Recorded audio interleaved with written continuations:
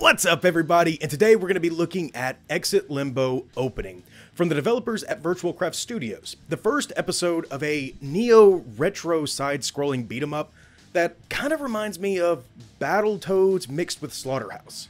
The story has you play as Mr. Rhino. Yes, Mr. Rhino. Not much thought put there, but he is the sole survivor of a train crash and wakes up in this dystopian parallel universe where his hometown has been infected with some type of zombie plague.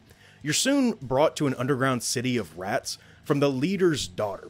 Not long after that, she's actually kidnapped and you're asked to help save her, and so your journey begins.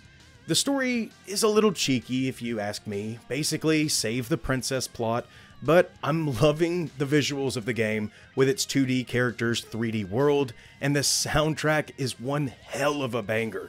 I can't deny that. On your way to save her though, you will fight 3 bosses in this chapter.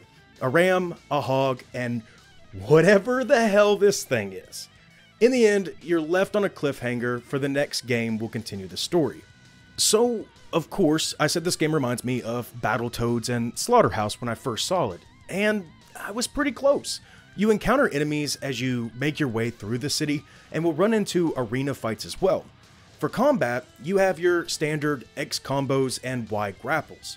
Oh, and I'm definitely going to recommend you use a controller for this because of the combo system. To pull off the ultimate moves, I guess you can call them, you need to hold back the block and perform variants like back, forward, and X, and other variations like this. The combat is a little clunky, and your punches don't really feel like you have a lot of weight behind them.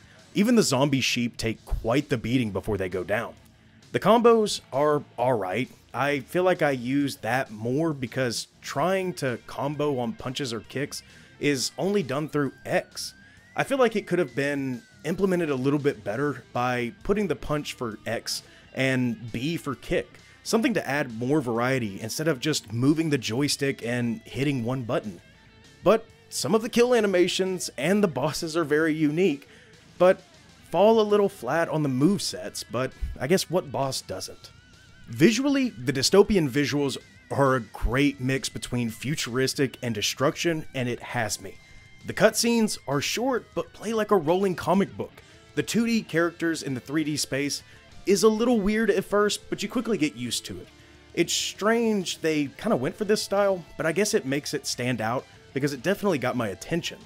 The music is a perfect match for this game, a mix of metal and somewhat EDM, but not EDM, that fits this futuristic destruction atmosphere. Some of the boss fights and the town's music had my head banging as I was ripping zombie sheep's heads off. It's relatively short game, and the combat side is kind of lacking. But this is the first episode, and I'm not usually one for episodic games, but I think this was a smart choice for them to do this. They'll learn from the feedback and fix the mechanics. The story is what I'm really invested in. The last cutscene really sold me on what it was. It might not just be the story of saving a girl. So, if you do like 2D, 3D Battletoad games, this may be a good one to pick up. It's only $7, and you might just get invested in the story like I did.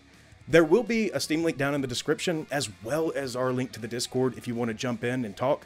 Don't forget to leave a like. It lets us know if we're doing something right, guys. And subscribe if you haven't already. We're always looking at a bunch of brand new games, and you don't want to miss out. But, like always, guys, I'll see you in the next video, and have fun.